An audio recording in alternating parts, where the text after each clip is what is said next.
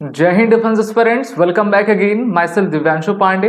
Indian army के chief general Upendra Dwivedi ने बांग्लादेश और पाकिस्तान के नेक्सस पर एक बड़ा बयान दिया है, जिसके बारे में हम जानेंगे और ये भी देखेंगे कि किस प्रकार से पाकिस्तान के द्वारा भारत में आतंकवाद को फैलाने की नापाक साजिश की जा रही है।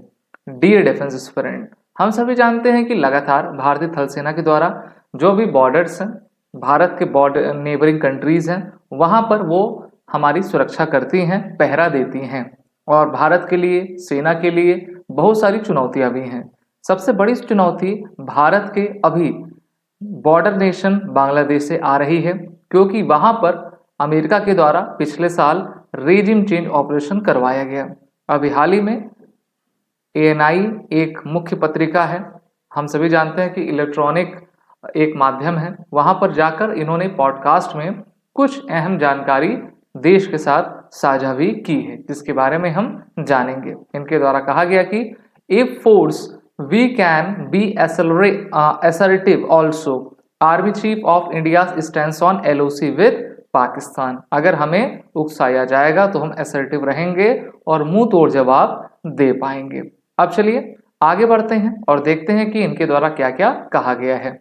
तो इनके द्वारा कहा गया है कि जो भारत का चिकन नेक एरिया है, चिकन नेक एरिया आपको बांग्लादेश की तरफ मिलेगा, जहां का बॉर्डर उनसे लगता है हमारा, और वो एक ऐसा एरिया है जो कि पूरे रेस्ट ऑफ भारत को नॉर्थ ईस्ट से जोड़े रहता है। तो पाकिस्तान आर्मी और उनकी इंटर सर्विसेज इंटेलिजेंस आईएसआई की प्रेजेंस जो बांग्लादेश में बनी हुई है, उसको लेकर भारत काफी चिंतित है और हमारी पूरी नजर है कि पाकिस्तान के द्वारा किस प्रकार की एक्टिविटी बांग्लादेश में करवाई जा रही है। 1971 के युद्ध के बाद से पाकिस्तानी सेना का पहली बार आगमन हुआ है बांग्लादेश में। ये तभी संभव हो पाया है जब पाकिस्तान में सत्ता परिवर्तन हुआ है। हम जानते हैं कि बांग्लादेश में किसी भी प्रकार की इलेक्टेड गवर्नमेंट नहीं है और जो मोहम्मद यूनुस हैं वो अमेरिका के डीप स्टेट के कहने पर आपका चल रहे हैं और अमेरिका के द्वारा ही वहां पर सत्ता परिवर्तन करवाया गया है। Speaking to an inclusive interview, general Dwivedi said they must make sure that those anti-India elements must not be able to use that soil to send terrorists to Bharat. अभी हम जानते हैं कि अगर आप इस मैप को सही तरीके से देखो तो ये थार रेगिस्तान का एरिया है, राजस्थान का, और ये जो पूरा बॉर्डर है आईबी का हो या फिर लाइन ऑफ कंट्रोल का हो, ये पूरा बॉर्डर भारत का पाकिस्तान के साथ मिलता है। पाकिस्तान के द्वारा यहाँ पर टेररिस्ट भारत में इंटर करवाए जाते हैं। ड्रोन यूएवी के माध्यम से ये लगातार ड्रग्स और वेपन्स भारत में स्मगल करवाते हैं। अब पाकिस्तान पहुंच चुका है ये बांग्लादेश में, ये बांग्लादेश का रीजन है और ये जो पॉइंट आप देख पा रहे हो इसी को चिकन नेक एरिया कहते हैं। बहुत ही छोटा सा एरिया है, चौड़ाई लगभग 100-150 किलोमीटर के आसपास है और यही वो पार्ट है जो कि पूरे भारत को हमारे नॉर्थ ईस्ट से कनेक्ट करता है।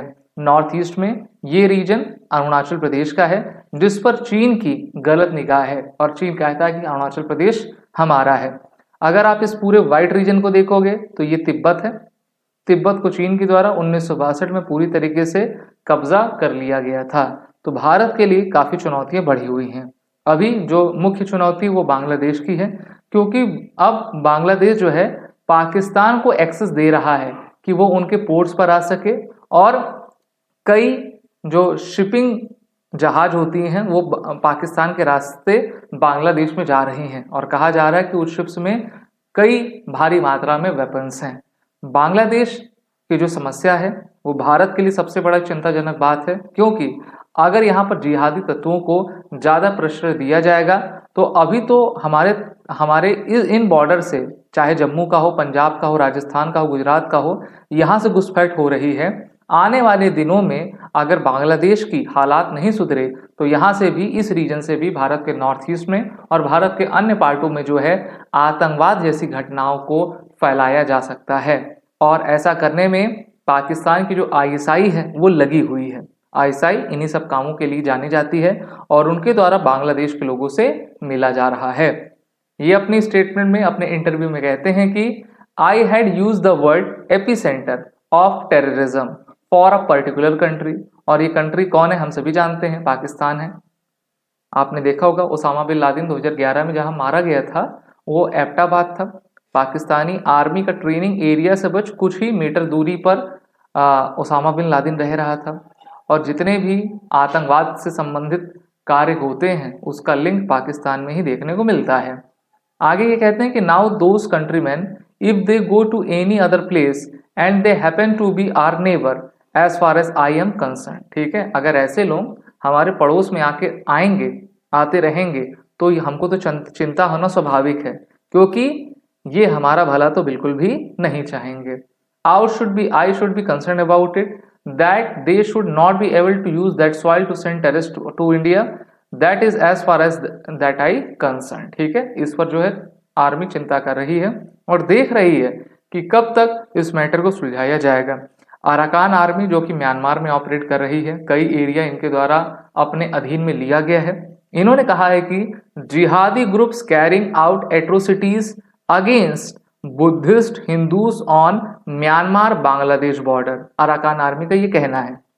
आगे द्विवेदी जी कहते हैं कि as far as the second setup is concern, how is the administration, my stance is that when we have elected government then we can say how should be our relationship। ठीक है, जब बांग्लादेश में इलेक्टेड गवर्नमेंट रहेगी तभी मैं कुछ कह पाऊंगा कि हमारे संबंध बांग्लादेश से कैसे हैं। वहीं पर उन्होंने बांग्लादेश आर्मी की बात की। उन्होंने कहा कि बांग्लादेश आर्मी के साथ हम लगातार वार्ता करते रहते हैं, उनके आर्मी पर्सनल भारत में आके अपनी ट्रेनिंग भी लेते हैं, तो बांग्लादेश आर्मी के साथ हमारे संबंध अच्छे हैं।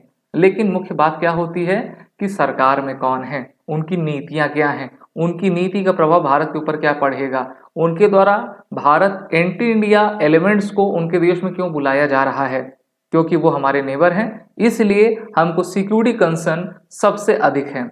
आगे ये कहते हैं कि Dwivedi was asked if Pakistan has understood that yet that Kashmir is a part of Indian territory। Dwivedi humorously gave an example of the movie Guide where a madman says I won't eat until it rain। ठीक है, तो एक guide movie आई थी उसका example दिया। एक बड़ी प्रसिद्ध बुक है कैप्लन की जिसका नाम है revenge of geography.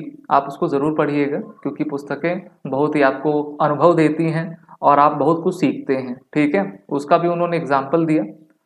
Dwivedi further said Pakistan agenda is not limited to Kashmir only and they are only fuelling the anti India stance. ठीक है, भारत विरोधी कार्य करने में पाकिस्तान अग्रणी रहा है और 1947 और उससे पहले से भी जो टू नेशन थ्योरी थी पाकिस्तान के द्वारा ही दिया गया और भारत को बर्बाद करने में पाकिस्तान लगा रहता है, उनकी पूरी वर्कफोर्स लगी रहती है और इसमें पाकिस्तान को विदेशी फंडिंग भी लगातार मिलती रहती है। तो ये मुख्य बातें इनके द्वारा कही गई हैं।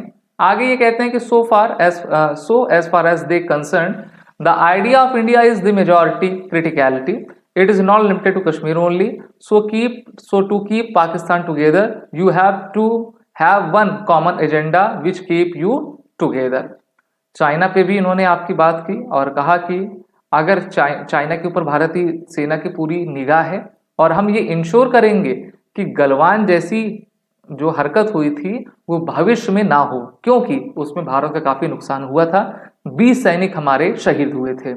Is the language same, are the people same, what is same, only anti India stands, so therefore Kashmir they will keep hyping up at every point of time. ठीक है, उन्होंने कहा सब चीज तो सेम है, लेकिन क्या सेम नहीं है, सेम विचार नहीं है। विचार क्या है, एंटी इंडिया स्टैंस ना।